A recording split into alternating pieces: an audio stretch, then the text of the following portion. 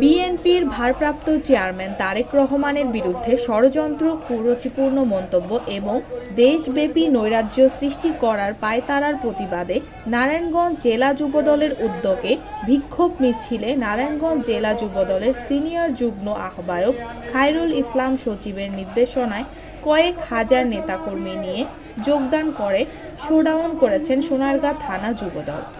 বৃহস্পতিবার 17 জুলাই জেলা যুবদলের সিনিয়র যুগ্ম খায়রুল ইসলাম সজীব জরুরি কাজে দেশের বাইরে থাকা সত্ত্বেও তার নির্দেশনায় সকাল থেকেই কয়েক হাজার নেতাকর্মী নিয়ে সোনারগাঁ যুবদলের নেতৃবৃন্দ ফতুল্লায় উপস্থিত হয়। মিছিলের শুরু থেকেই নানা স্লোগানে মুখরিত হয়ে ওঠে পুরো এলাকা। তারেক রহমানের বিরুদ্ধে ষড়যন্ত্র বন্ধ, কটূক্তিকারীদের বিচার চাই, গণতন্ত্র পুনরুদ্ধারের সংগ্রাম, আমরা এক, এমন নানা স্লোগানে ফতুল্লা এলাকা উত্তপ্ত হয়ে ওঠে।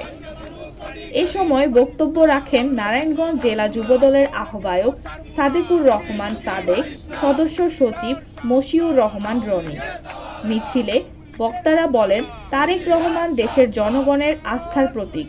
আজ তাকে নিয়ে যে ভাষায় কথা বলা হচ্ছে তা শুধু অশালীনই নয়, একটি ষড়যন্ত্রের অংশ। রাজনৈতিক সংগঠনগুলোকে উদ্দেশ্য করে তারা আরও বলেন, আমরা কারো রক্তচক্ষুকে ভয় করি না। বিগত বছরে লাইসেন্সধারী বন্দুকের সামনেও দাঁড়িয়ে দেশ রক্ষায় যুদ্ধ করেছি। তাই আজকে যেই ভুইফোর সংগঠনগুলো ষড়যন্ত্র করেছেন, আপনারা কিন্তু নারায়ণগঞ্জের একটি ইউনিটের সাথেই পারবেন না। এ দল কিন্তু ভেসে আসে নাই।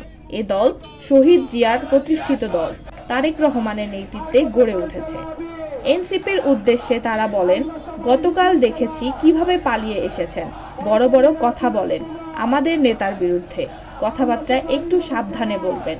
অনেকে লজিং থেকে নেতৃত্ব দেন, আবার বড় বড় কথা বলেন। আমরা কিন্তু ভেসে আসি নাই। যদি দলের নির্দেশই পাই তাহলে ঘর থেকে ধরে এনে সাজা দিব।